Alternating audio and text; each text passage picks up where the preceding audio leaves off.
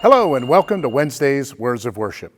In the book of Luke, at the end of chapter 6, Jesus uses an illustration of building a house on a solid foundation to emphasize our need to be firmly grounded in His Word and His teachings. Jesus tells His listeners that addressing Him as Lord and just listening to His teachings were not enough to establish a firm spiritual foundation. He said that people need to obey what He was teaching them. Now, you may know the story and maybe sang a little song about the story when you were a child in Sunday school.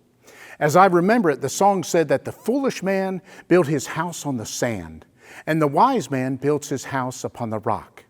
And when the storms and the waves hit the foolish man's house built on the sand, it crashes into ruins. But the wise man's house that is built on the rock stands firm. Now, Jesus said the house without a foundation, those are like the people who listen to His teaching but don't obey. And the house with a foundation on the rock are those people who hear His teachings and obey what they hear. Now, Jesus is not talking about forced obedience or trying to follow a list of do's and don'ts. He's teaching about having a heart that desires to obey and a willingness to be submissive to God's commands, guidance, and will. Just like Jesus used the example of storm waters coming against the houses, there are storms of life that will come against us. Struggles, trials, hardships, persecutions, and temptations will come.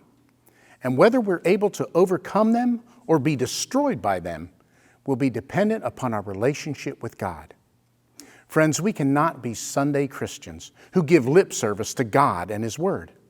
If we take time to establish our identity, our desires, our motives on God's will and His Word, then our house will be able to withstand the storms. We will still fail at times, but have a solid foundation built upon Jesus Christ, and we will have a steady witness of a life that points to Jesus and honors Him.